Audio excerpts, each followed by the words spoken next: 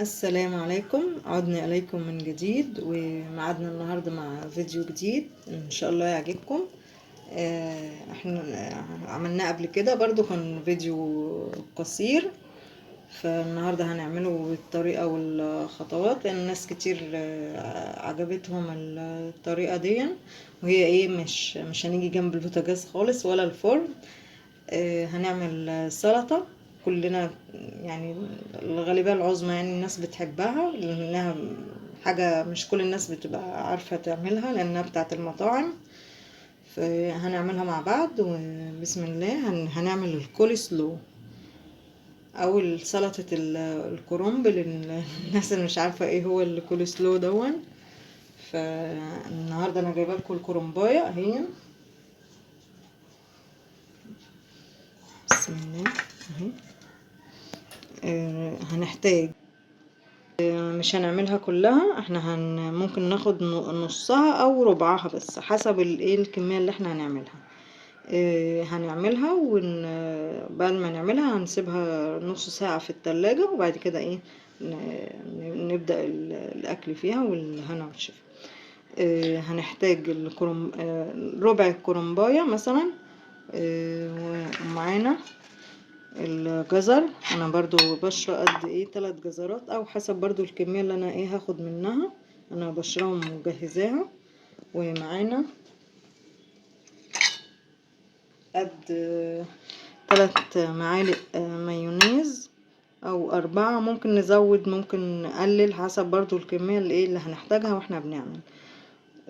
معانا برضو كوباية لبن، برضو هنشوف هنحتاج منها قد ايه حسب برضو الايه الكمية الايه اللي احنا هنعملها. وطبعا معانا هنحتاج معلقة سكر كبيرة، وبرضو ممكن نحط برضو، ممكن نحط معلقة خل او ممكن ما نحتاج لهاش، يعني عادي اختياري.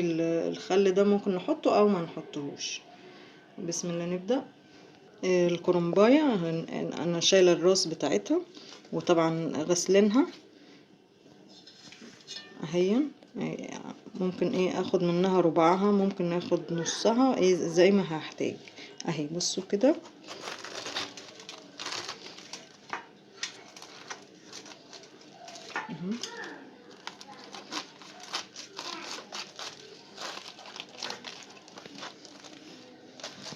هي بتبقى ناشفة شوية بس.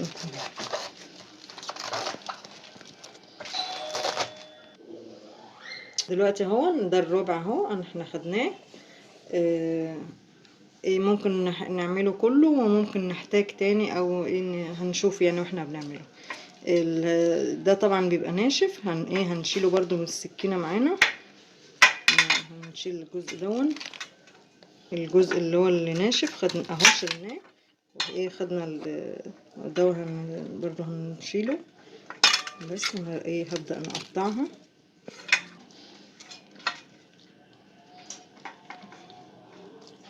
بسم الله. احنا طبعا ايه عشان تبقى كلها قد بعضها فايه اهو. بسم الله هاجي من عند الحرف خالص اهو، من هنا دون كده بالسكينة معايا حامية. بسم الله كده اهو اهي.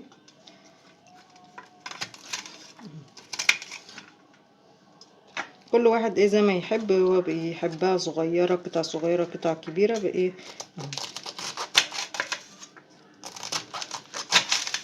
هي لانها كلها ورق فايه هتبقى كلها قد الجزء اللي قطعناه، يبقى كله قد بعضه. ماشي اهو.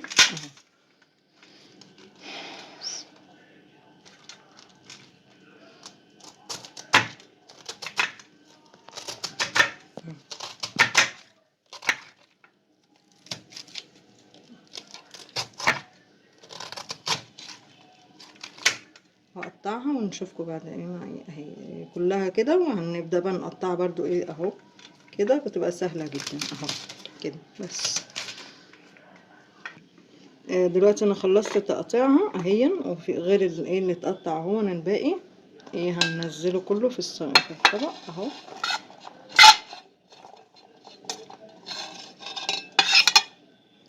دلوقتي الكرنب بعد ما قطعناه، كل واحد برضو حسب ما يحب ايه التقطيع اللي هو يحبها. برضو اللي تحبيها اللي تكون ابيض اكتر، البرتقالي اكتر، براحتكم. دول ايه 3 جزرات مبشورين، احنا هنحطها كلها لان الكرنب كتير شويه فايه اهون اهو. نقلبه كده اهو، يبقى هيبقى مش باين في وسط كده كرنب لان الابيض اكتر يعني اهو.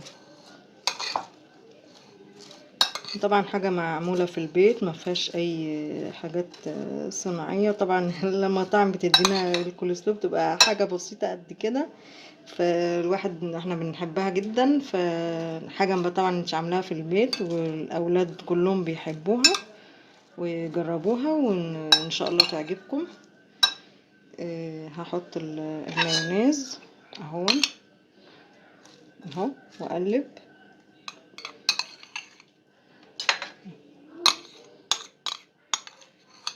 احنا قلنا قد ايه 3 معالق، وممكن لو احتاجنا تاني نحط تاني، هنشوف برضو ايه احتمال نحتاج معلقة كمان لان الكمية كتيرة شوية.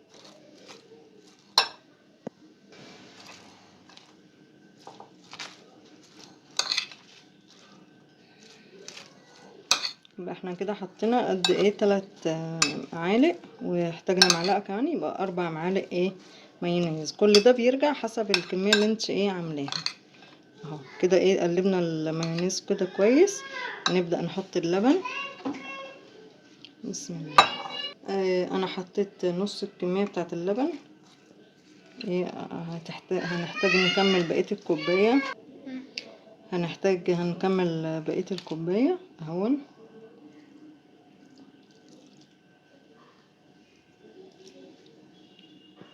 يعني هي كوباية لبن لان الكمية. انا كده حطيت الكوباية اللبن كلها. ايه احنا حطينا معلقة سكر اهو. هبدأ بقى اقلب كده السكر.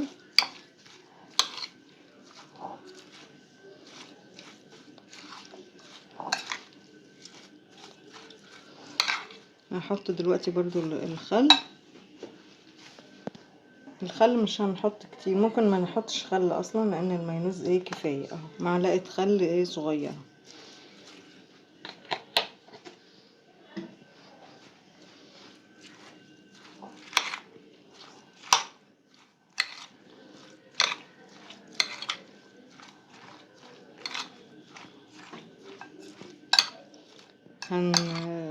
هندخلها التلاجة نص ساعة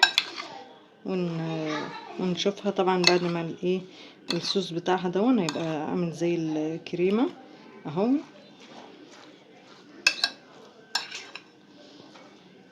وصحة وهنا، وما تنسوش اللايك والشير والسبسكرايب للقناة، وما تنسوناش من دعائكم، وان شاء الله نشوفكم مع وصفات جديدة واكلات جديدة.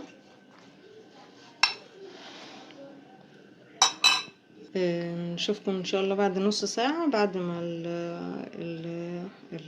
الكول سلو تقعد شوية بس في التلاجة نص ساعة بالظبط. دلوقتي ده شكلها بعد نص ساعة في التلاجة، وهنحطها في الطبق ونوريكم.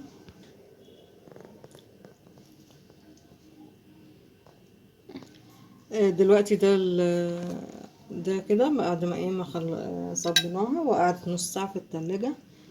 طبعا الكمية احنا كنا عاملينها كبيرة، عادي ممكن نسيبها في التلاجة، نحطها في العلب اللي هي بتاعت التلاجة ونقفلها بحيث انها ما تنشفش، وناخد على قد الايه الكمية اللي هتتاكل، وهي ما بيجرالهاش حاجة في التلاجة اهين.